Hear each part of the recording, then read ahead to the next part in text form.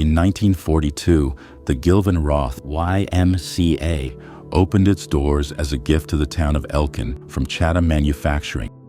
It was a place for the community to gather, featuring a library, a swimming pool, a gymnasium, and even a symphony hall. For many, it was a source of recreation and culture.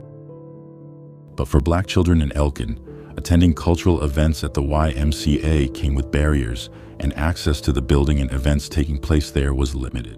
My name is Vanessa Thompson Martin. I grew up in Oak Grove, and I'm here to talk about coming to the Y when I was a young girl and how we were treated.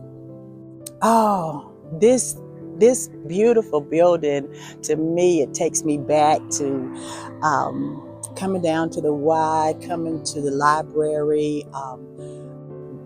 Major events, we would come down when the orchestras would come. We were taught you can't drink from the water fountains, don't touch this and don't do that.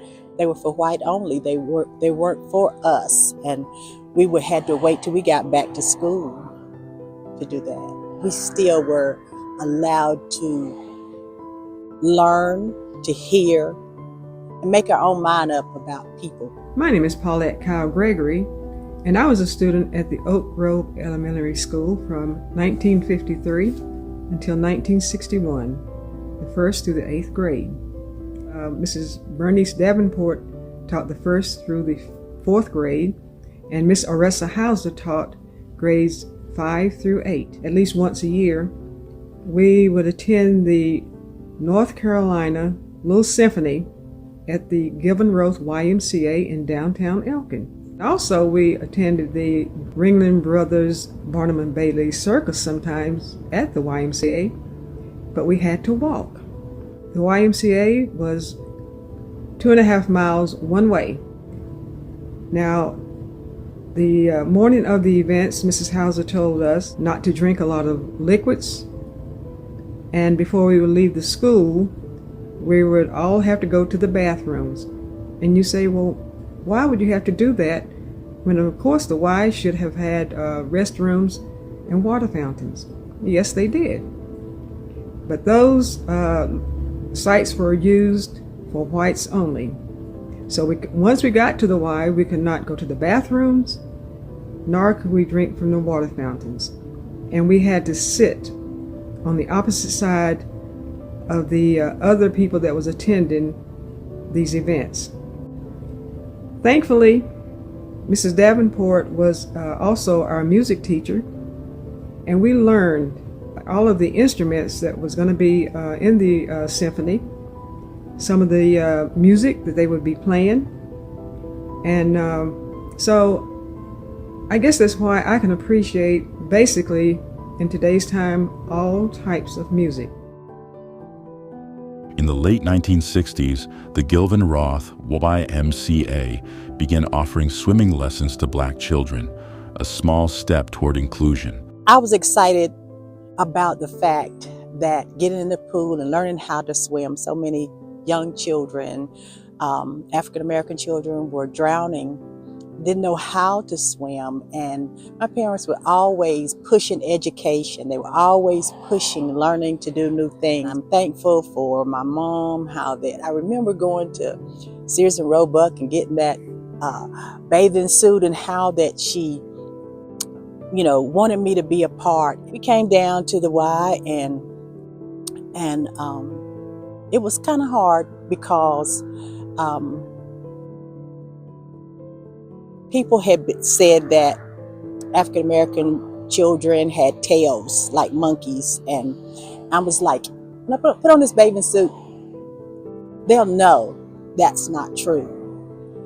And I got in the pool, and my friends got in the pool and to take swimming lessons, and all the white people got out.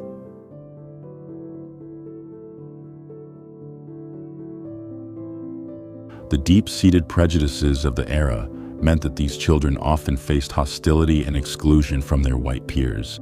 They got out, and they was like disgusted and humiliated. They were really mean as far as us getting in the pool and take a shower, but they were rough. Take a shower before you get in the water, and and it was just like we were taboo. It was hard to be rejected.